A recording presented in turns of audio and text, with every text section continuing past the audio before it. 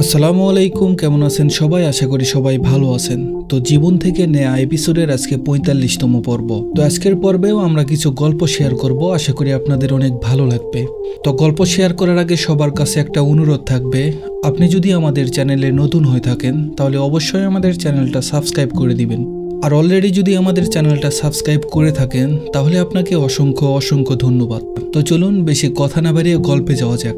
এই গল্পটা পাঠিয়েছে নুসরাত নামের একজন। নামটা অনেক চেনা চেনা, তাই না? হ্যাঁ, এ পর্যন্ত তিনি আমাদের কাছে 3টা গল্প শেয়ার করেছেন, যা আপনারা সবাই শুনেছেন। আমি ওনাকে রিকোয়েস্ট করব তিনি যেন আরও গল্প আমাদের মাঝে উপহার দিতে পারেন, আর আপনারা যাতে ওনার গল্প থেকে শিক্ষা নিতে পারেন। তো চলুন বেশি কথা না বাড়িয়ে সরাসরি গল্পের দিকে যাওয়া যাক। আসসালামু আলাইকুম সোহান ভাইয়া, আশা করি আল্লাহর রহমতে ভালো আছেন। আমি নুসরাত। আমার লেখা 3টা গল্প শেয়ার করার জন্য আপনাকে ধন্যবাদ। আজ যে গল্পটা শেয়ার করব সেটি আমার এক বড় ভাইয়ের গল্প। তার সাথে আমার গেম থেকে পরিচয়, তার সাথে অনেক ভালো সম্পর্ক থাকায় সে আমাকে তার জীবনের গল্প শেয়ার করে। আমি সেটা আপনাদের সাথে শেয়ার করার চেষ্টা করছি। গল্পটি হয়তো একটু বড় হতে পারে, তবে ধৈর্য নিয়ে শোনার অনুরোধ থাকবে। বোঝার সুবিধার্থে আমি আমার ভাইয়ের ভাষায় লেখার চেষ্টা করছি।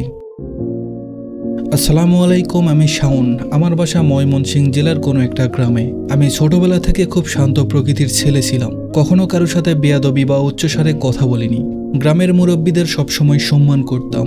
আমার যখন ইন্টার পরীক্ষার সময় আসলো তখন আমার মধ্যে একটু পরিবর্তন আসলো। নিজেকে একটু স্মার্ট করে তৈরি করলাম। আমার বন্ধুদের সবার কাছেই স্মার্টফোন ছিল, কিন্তু আমার কোনো ফোন ছিল না। বাবাকে অনেক বললাম। ইন্টার পরীক্ষার পর আমাকে একটা স্মার্টফোন কিনে দিল। তারপর স্মার্টফোনে ফেসবুক আইডি খুলে ডিএসএলআর ক্যামেরা দিয়ে ছবি তোলা একটা ছবি প্রোফাইল পিকচার দিলাম। আমাকে যেই রিকোয়েস্ট দিত আমি তার রিকোয়েস্টই শুধু অ্যাকসেপ্ট করতাম। আমি কখনো নিজে থেকে কাউকে রিকোয়েস্ট পাঠাইনি। যেহেতু আমার অনেক ফ্রেন্ড ছিল, তাদের মিউচুয়াল ফ্রেন্ডরাও আমাকে ফ্রেন্ড রিকোয়েস্ট দিত। তখন একটা মেয়ের আইডি থেকে আমার আইডিতে রিকোয়েস্ট আসে। মেয়েটির আইডির নাম ছিল জান্নাত খাতুন। প্রোফাইল পিকচারে দেয়া ছিল একটা মেয়ের ছবি, সম্ভবত গুগল থেকে নামানো ছিল। আমি অ্যাকসেপ্ট করাতে সে আমাকে মেসেজ করলো, আপনি দেখতে অনেক হ্যান্ডসাম, এই ছবিটা কিভাবে তুলেছেন? আমি বললাম, এটা আমার একটা বড় ভাইয়ের ডিএসএলআর ক্যামেরা দিয়ে তোলা, এজন্য এমন দেখাচ্ছে। আমি বাস্তবে এতটাও সুন্দর না। সে আমাকে বলল, না, তবে যেটুকু দেখলাম সেটাতে মনে হলো আপনি বাস্তবেও সুন্দর। আমি তার কাছে পরিচয় জানতে চাই। সে তার পরিচয় বলে তার নাম জান্নাত, বাসা যশোর জেলায়। সে ইন্টার ফার্স্ট ইয়ারে পড়ে। তার মা বাবা নেই, সে তার মামাদের কাছে থেকে পড়াশোনা করে। এভাবে তার সাথে টুকটাক কথা বলতে বলতে আমি তার মায়ে পড়ে যাই। তখন আমি তার ছবি দেখিনি বা ভিডিও কলে কথা বলিনি। এর মধ্যে আমার একটা বড় ভাই ইটালি থেকে আমার জন্য একটা ভিসার ব্যবস্থা করে। আমার বাড়িতে তাড়াহুড়া লেগে যায় ইতালি যাওয়ার জন্য। সবাই আমাকে বলে, তুই যাওয়ার আগে একটা বিয়ে করে যা। আমি সবাইকে বলি, আমার আর এখন বিয়ে করার বয়স হয়নি। যদি বিদেশে যাই তাহলে সেখান থেকে কিছুদিন ঘুরে এসে তারপর বিয়ে করব। নিজের পায়ে দাঁড়িয়ে বিয়ে করব। কারণ আমি সময় নিচ্ছিলাম। বেকার ছেলের সাথে জান্নাতের মামারা হয়তো বিয়ে দিবে না, এজন্যই আমি সময় নিচ্ছিলাম। আমি একদিন তাকে বলি, জান্নাত তোমার একটা ছবি দিবে আমাকে? সে সাথে সাথে আমাকে ভিডিও কল করে। আমি ভিডিও কল রিসিভ করার পর সাথে সাথে অবাক হয়ে তাকিয়ে থাকলাম, এটা কি আসলে মেয়ে নাকি পরী? আমি তার সাথে অনেকক্ষণ ভিডিও কলে কথা বলি এবং তাকে জানাই আমি হয়তো খুব তাড়াতাড়ি ইটালি চলে যাচ্ছি। সে আমাকে বলে, ইটালি গিয়ে আমাকে তো ভুলেই যাবেন, আমি তো আপনার আপন কেউ না, তাই ভুলে যেতেই পারেন, স্বাভাবিক। এভাবে অনেক হাসি ঠাট্টা করি। তারপর এক পর্যায়ে আমি তাকে ভিডিও কলে থাকা অবস্থায় প্রপোজ করি এবং সে লজ্জা পেয়ে ফোনটা কেটে দেয়। আমি মনে করি সে হয়তো আমার প্রপোজটা অ্যাকসেপ্ট করবে না, তাই কেটে দিয়েছে। কিছুক্ষণ পর সে আমাকে উত্তর দিল, আমিও তোমাকে পছন্দ করি প্রথম দিন থেকেই, তাই তোমাকে রিকোয়েস্ট দিয়েছিলাম। আমি এই কথা শুনে অনেক খুশি হয়ে যাই। ওই দিন থেকে আমাদের রিলেশন শুরু হয় এবং আমাদের রিলেশন শুরু হওয়ার 2 মাস পরে আমার সবকিছু কমপ্লিট করা হয়। আমি ইটালির জন্য বাসা থেকে বের হওয়ার সময় চলে আসে। আমি দেশ থেকে চলে যাব, তাই সে ভিডিও কলে অনেক কান্না করে। আমি তাকে কিছু না জানিয়ে ইতালি যাওয়ার 5 দিন আগে তার সাথে যশোরে দেখা করতে গিয়েছিলাম। পুরো একটা দিন তাকে নিয়ে পুরো যশোর শহর ঘুরিয়েছিলাম। তারপর আমি ময়মনসিংহে এসে ঢাকার জন্য রওনা দেই। আলহামদুলিল্লাহ ঠিক সময় মতো ইটালি পৌঁছে যাই। এখানে কাজ শুরু করি। ভালো পোস্টে চাকরি ছিল, আমার কোনো কষ্ট ছিল না। আমি রুম থেকে কাজ করতে পারতাম। কোম্পানি থেকে কম্পিউটার দিয়েছিল, সেই কম্পিউটারে আমি শুধু সবকিছু চেক করতাম। কখন কোনটা ডেলিভারি হচ্ছে। মাঝে মাঝে অফিসে যাওয়া লাগতো, কিন্তু বেশি প্যারা দেওয়া লাগতো না। তবে ব্যস্ত থাকতাম রুমে থাকলেও সারাক্ষণ কম্পিউটারের সামনে বসে সবকিছু চেক করতাম। আমি এত ব্যস্ততার মধ্যেও তাকে সময় দিতাম। এক পাশে কম্পিউটার, অন্য পাশে ভিডিও কলে তাকে রাখতাম, কাজ করতাম এবং মাঝে মাঝে ওর কথার উত্তর দিতাম, নাহলে ওর দিকে তাকিয়ে থাকতাম। আমাদের কথা চলতে থাকে। যেহেতু আমার বাসা ময়মনসিংহ আর তার বাসা যশোর, তাই অনেক লং ডিস্টেন্স রিলেশন ছিল আমাদের। তাকে অনেক বেশি বিশ্বাস করতাম। আমি জানতাম সে কখনো আমার বিশ্বাস ভাঙবে না, তাকে সন্দেহ করিনি। আমি আমার বাড়িতে জানাই আমি যশোরের একটা মেয়েকে অনেক ভালোবাসি, আমি তাকে বিয়ে করতে চাই। তবে আমার ফ্যামিলি আপত্তি জানাই, বলে এত দূরে সম্পর্ক করা যাবে না। আমি তাদেরকে অনেক বুঝিয়ে রাজি করি এবং 7 মাস পর দেশে ফিরে আসি। তাকে আমার ঘরের বউ করে আনবো বলে আমি দেশে এসেছি, সে কথা জানতো না। আমি তাকে সারপ্রাইজ দেওয়ার জন্য তাকে জানাইনি। আমি দেশে আসার পরের দিন বিকালে সে আমাকে বলল সে এখন ঘুমাবে। আমি বললাম ঠিক আছে ঘুমাও, কাল রাতে তোমার ঘুম হয়নি, এখন ঘুমিয়ে নাও। এরপর আমি অফলাইনে চলে গেলাম। আমি 10 মিনিট পর অনলাইনে এসে দেখি তার আইডির অ্যাক্টিভ স্ট্যাটাস অফ করা। মেসেজ দেওয়ার সাথে সাথে মেসেজ ডেলিভারি হয়, কল দেওয়ার সাথে সাথে কল অ্যানাদার কল দেখায়। আমি কল দেওয়াতে তার ফোনে মিস কল নোটিফিকেশন যায় এবং সাথে সাথে সে আমাকে মেসেজ করে আর বলে আমার খালা ফোন দিয়েছে। আমি ওকে বলে আবার অফলাইনে চলে আসি। প্রায় 2 ঘন্টা পর তাকে আমি মেসেজ না দিয়ে সোজা কল করি, তখন অ্যানাদার কল দেখাচ্ছিল। তখন আমার মনে একটু সন্দেহ হয় এবং আমি তাকে মেসেজ করি, তোমার সাথে আমার কিছু দরকারি কথা আছে, ফ্রি হলে আমাকে কল দিও। আমার মেসেজ দেখার সাথে সাথে সে আমাকে উত্তর দিল, ঠিক আছে, খালা কল কেটে দিলেই আমি তোমাকে কল করব। আমি মনে মনে বললাম, কোন খালা 3 ঘন্টা ধরে কথা বলে? এমন কি কথা থাকতে পারে যে 3 ঘন্টা ধরে কথা বলছে? তাহলে কি জান্নাত আমার চোখের আড়ালে এগুলো করে? যেহেতু ইতালির টাইম আর বাংলাদেশের টাইম আলাদা, তাহলে কি ও আমাকে ধোকা দিচ্ছে? তারপর আমার নিজেকে সান্ত্বনা দিয়ে বলি, দিনের বেলায় কার সাথেই বা এত কথা বলবে? ওর তো বাড়িতে সমস্যা, ও আমার সাথেই ঠিক মতো কথা বলতে পারে না। তাহলে নিশ্চয় ওর খালায় ফোন দিয়েছে। সে আমাকে কল করলো আরো 40 মিনিট পর।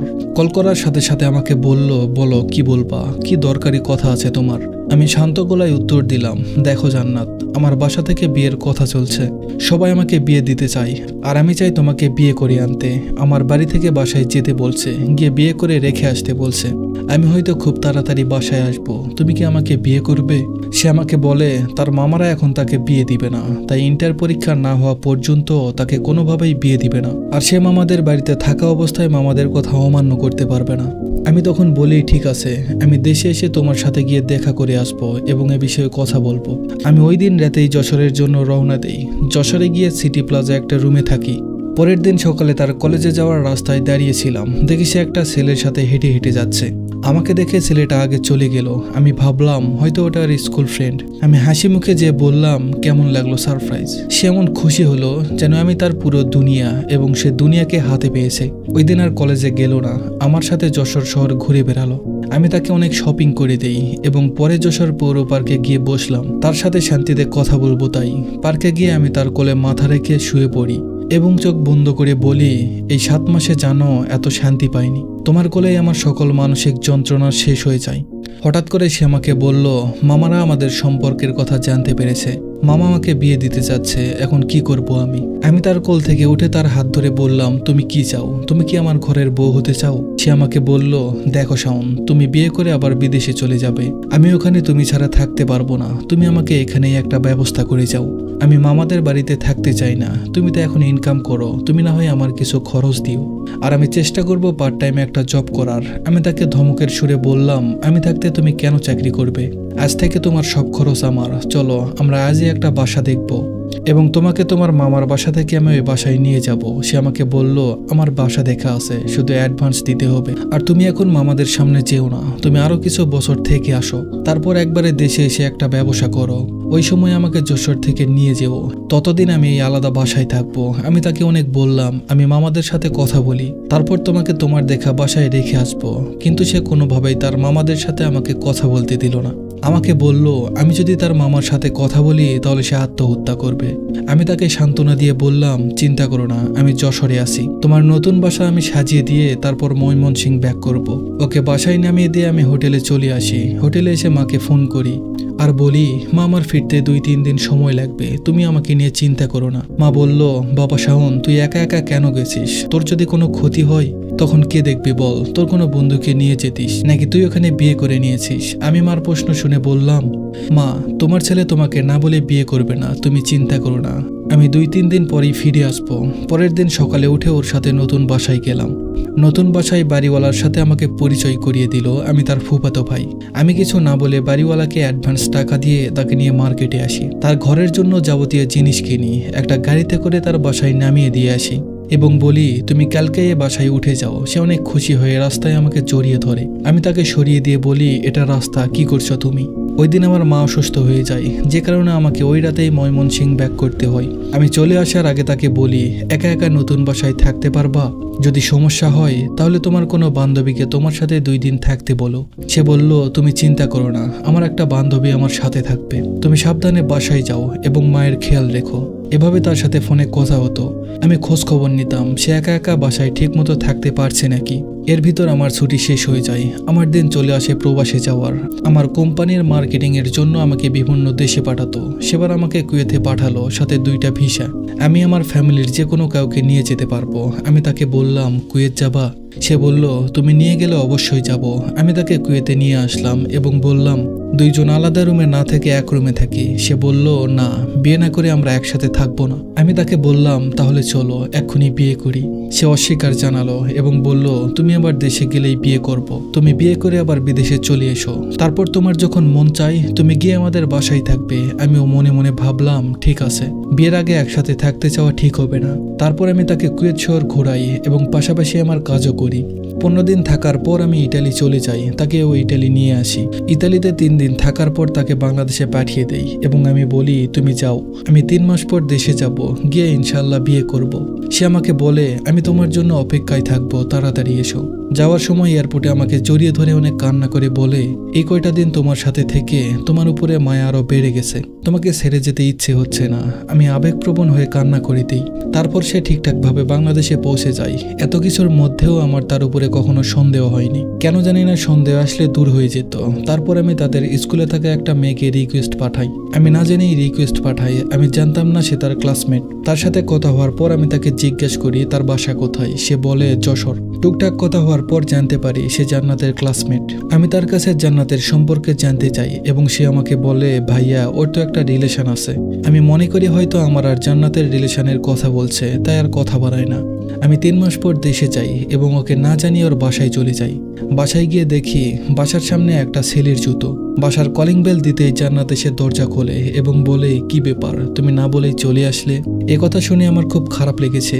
কোথায় আমার প্রিয় মানুষ আমাকে দেখে খুশি হবে, তা না সে আমাকে দেখে বিরক্ত বোধ করলো। তারপর আমি নিজেকে সামলে নিয়ে ঠান্ডা মাথায় বললাম, তোমাকে সারপ্রাইজ দেওয়ার জন্য এসেছি, খুশি হওনি? সে বলল, হ্যাঁ, খুশি হব না কেন, ভিতরে আসো। আমি ভিতরে যাওয়ার পর দেখি একটা ছেলে বসে আছে। আমি জিজ্ঞেস করাই সে বলে, এটা আমার কলেজ ফ্রেন্ড, ও একটা নোট নিতে এসেছে, ওটা নিয়ে চলে যাবে, তুমি যাও ফ্রেশ হয়ে আসো। আমি ফ্রেশ হতে গিয়ে শুনি তারা কিছু একটা বলছে খুব আস্তে।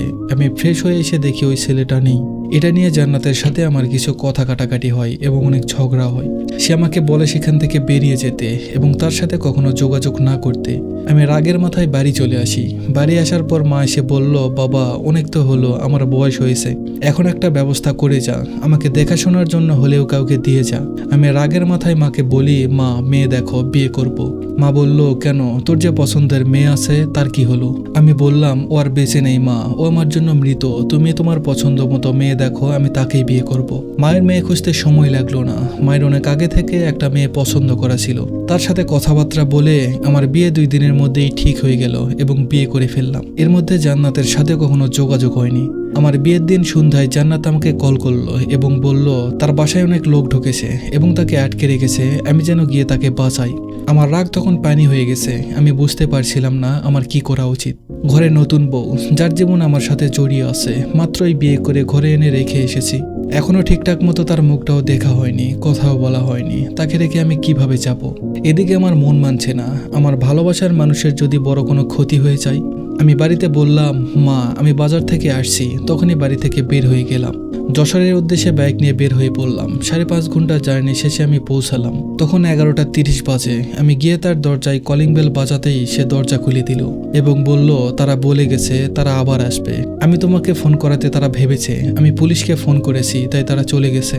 শাওন, তুমি আমার সাথে থেকে যাও, আমার অনেক ভয় করছে, আমি এখানে একা একা থাকতে পারবো না। আমি কোনো কিছু না ভেবেই বললাম, আমি তোমার জন্য সব সময় আছি। কিন্তু জান্নাত, আমি যে তোমার উপর রাগ করে একটা ভুল করে ফেলেছি, আমি তো আজকে বিয়ে করে ফেলেছি। এটা শোনার পরে অনেক কান্না করলো, আমাকে জড়িয়ে ধরে পাগলের মতো কান্না করলো এবং বলল, শাওন তুমি ওই মেয়েকে ছেড়ে দাও, চলো আমরা কালই বিয়ে করব। তুমি আজকে ওই মেয়েটাকে তালাক দিয়ে দাও। আমি বললাম, ঠিক আছে, আমি বাড়িতে জানিয়ে দিচ্ছি। আমি বাড়িতে ফোন করে মাকে বলি, মা আমি যশোর, আমি আর বাড়িতে ফিরবো না, আমি এখানে জান্নাতকে বিয়ে করব, তুমি ওই নতুন বউকে বাড়ি চলে যেতে বলো। বলেই ফোনটা কেটে দিলাম। মা কি বলবে সেটা শোনার আগে ফোন কেটে দিয়েছিলাম, তাই কিছু শুনিনি। 3টার সময় দরজায় আবার কলিং বেল বাজলো। আমি খুলতে গেছিলাম। দরজা খুলতেই 3-4টা ছেলে রুমে ভেতরে ঢুকলো। ঢুকেই আমার হাত পা বেঁধে ফেললো। আমার কাছে থাকা ফোন আর আমার টাকা পয়সা ছিল সব নিয়ে নিল। আমি জান্নাতকে ডাকলাম। জান্নাত এসে বলল, ওর মুখটাও বেঁধে দাও।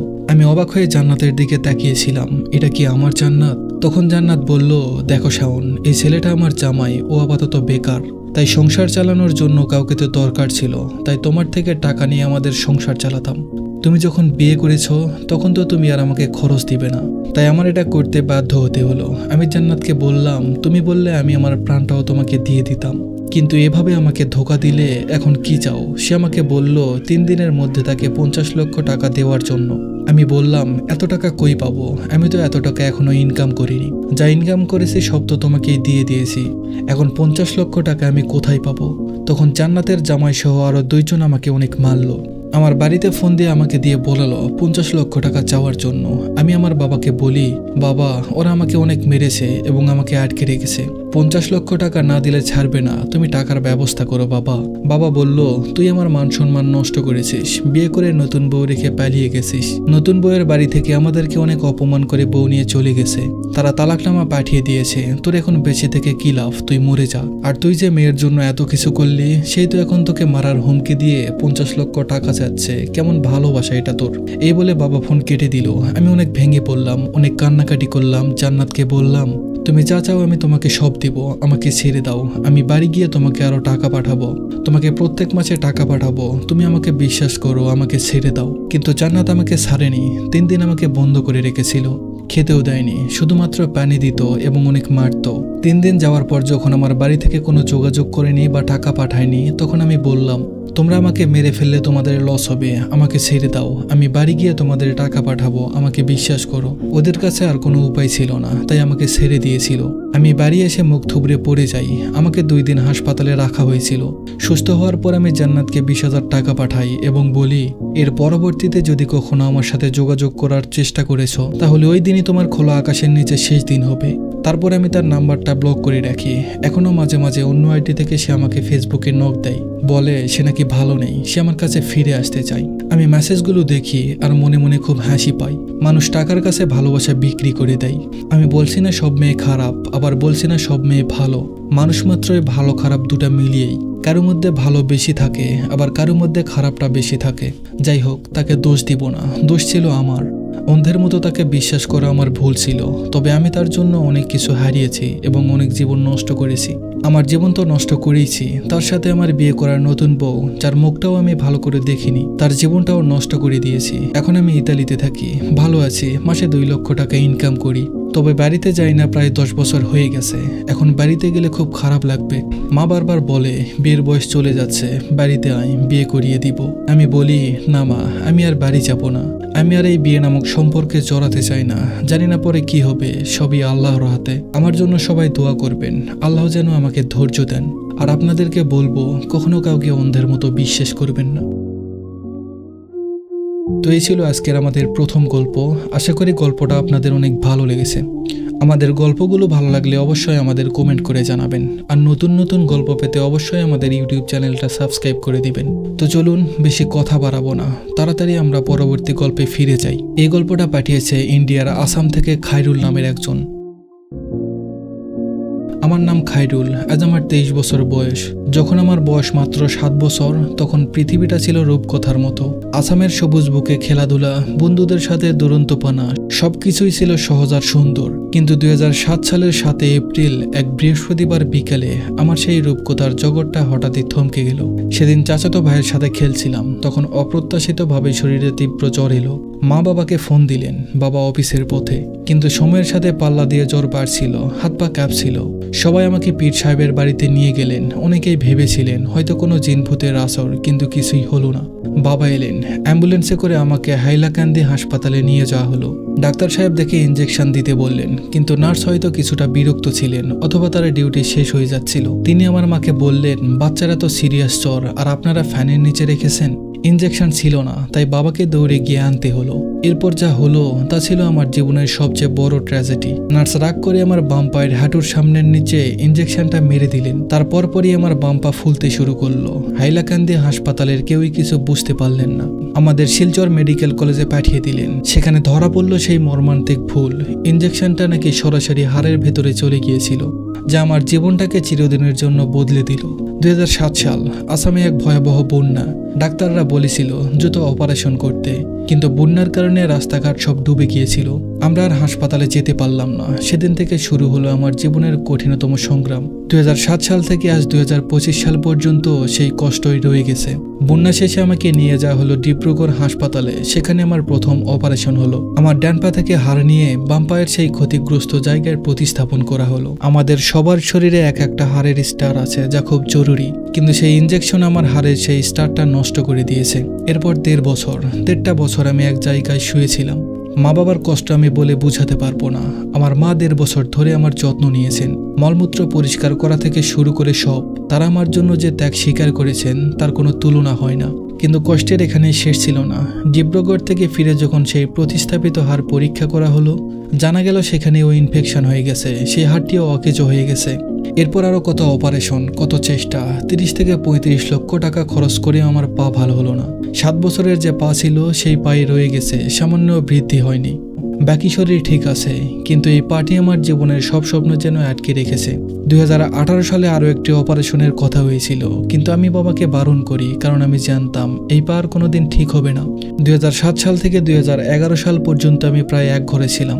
ছোট ছিলাম, কিছু করতে পারতাম না, কিন্তু 2011 সাল থেকে একটি প্লাস্টিকের পা নিয়ে আমি স্কুলে যাওয়া শুরু করলাম। মসজিদেও যেতাম। আমি পড়াশোনায় হয়তো কিছুটা পিছিয়ে পড়েছিলাম, কিন্তু ম্যাট্রিক পাশ করেছিলাম, সেকেন্ড ইয়ারেও পাশ করেছি। এরপর জুন মাসে আমি একটা কসমেটিক্সের দোকান দিয়েছিলাম। সবসময় একা থাকি, ভেবেছিলাম দোকানে গেলে হয়তো সময় কাটবে, কষ্ট কিছুটা কমবে। দোকান খোলার মাত্র 10-15 দিনের মাথায় আমার জীবনে এলো এক নতুন আলো। একটা মেয়ে, যার নাম ছিল ইমরানা, ডাকনাম সোনম, প্রায় আমার দোকানে আসতো।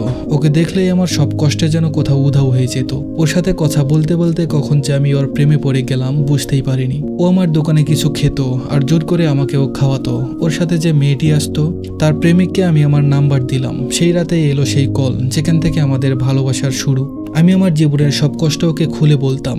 প্রথমে ও আমাকে জিজ্ঞেস করেছিল, তোমার পা কবে ঠিক হবে আর কতদিন লাগবে? আমি মিথ্যা বলেছিলাম, এই 2-1 বছরের মধ্যেই ঠিক হয়ে যাবে। কিন্তু আমি জানতাম আমার পা কোনোদিনও ঠিক হবে না। কিন্তু আমার ভয় ছিল, যদি সত্যিটা বলি ও আমাকে ছেড়ে চলে যাবে। কারণ সমাজে এমন মানুষদের যাদের হাত পায়ে খুঁত আছে তাদেরকে ল্যাংরা বলে হেই করা হতো। সোনামের ক্লাসমেট অনেক মানুষই ওকে বুঝাতো আমার সাথে সম্পর্ক না রাখার জন্য, কারণ আমার একটা পা নেই। কিন্তু ও শোনেনি। আমাদের সম্পর্ক চলতে লাগলো। ও যেখানে স্কুলে যেত আমার দোকানের সামনেই ওর স্কুল ছিল। 2-3 মাস পর ওর পরিবারে আমাদের সম্পর্কের কথা জানাজানি হয়ে গেল। ওর মা আমার দোকানে এসে আমাকে অপমান করলো, বলল ওদের মেয়ের সাথে যেন আমি সম্পর্ক না রাখি। আমার স্বপ্ন নাকি কোনোদিন পূরণ হবে না। এখান থেকেই শুরু হলো আমাদের আসল সংগ্রাম। আমি প্রাণপণে চেষ্টা করেছি ওকে ধরে রাখতে, কারণ আমি জানতাম একটা মানুষ যখন আরেকটা মানুষকে পায় তখন জীবনের সব কষ্ট ভুলে থাকা যায়। সোনম আমার জন্য আর বাবা মায়ের কটু কথা শুনেছে, মার খেয়েছে, না খেয়ে থেকেছে, এমনকি শীতের রাতে কম্বল ছাড়াও শুয়ে থেকেছে। আমি ভাবতাম যদি আমি ভালো থাকতাম তাহলে হয়তো আর বাবা মা এমন করতো না। ও যখন কষ্ট পেত আমার বুক ফেটে কান্না আসতো, কিন্তু আমি ওর সামনে হাসি খুশি থাকতাম। প্রতিদিন স্কুলে যাওয়ার সময়, দোকানে আসার সময় ওর জন্য টিফিন বানিয়ে নিতাম, কারণ আমি জানতাম ওকে হয়তো বাড়ি থেকে খেতে দেওয়া হতো না। এভাবে আমাদের ভালোবাসাটা চলছিল। ও আমাকে কতটা খেয়াল রাখতো তা বলে বোঝানো যাবে না।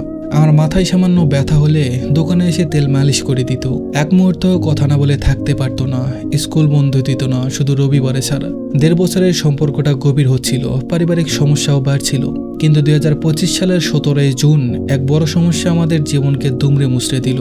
এরপর থেকে ও আমার সাথে ভালোভাবে কথা বলছে না। ওর বাবা মা ওকে আমার বিরুদ্ধে অনেক নেতিবাচক কথা বলেছে। আপনারা বিশ্বাস করবেন না, যে মেয়েটা আমাকে এতটা বিশ্বাস করত সে আমাকে আজ বলেছে তোমাকে আমার ভয় করে। আমি তোমাকে বিশ্বাস করতে পারছি না, আমি তোমার সাথে সম্পর্ক রাখতে পারবো না। আমার বাবা মা যা বলবে আমি তাই করব। আমি তোমাকে বিয়ে করতে পারবো না। ভাই বিশ্বাস করুন, আমি প্রতিদিন নেশা করি। 2007 সালের মতো আবার আমার জীবনের কষ্টগুলো যেন আবার ফিরে এসেছে। আমি যাকে আমার সবচেয়ে আপন ভেবেছিলাম, যাকে ছাড়া 1 সেকেন্ডও থাকতে পারতাম না, সেই মানুষটাই আজ আমাকে ছেড়ে থাকতে পারছে। যে মানুষটা আমার সামান্য কষ্ট দেখতে পারতো না, সে আজ আমার সবকিছু ছিনিয়ে নিল। আমি একবার আত্মহত্যা করার চেষ্টা করেছি, জানি না আল্লাহ কেন আমাকে নিয়ে যান না।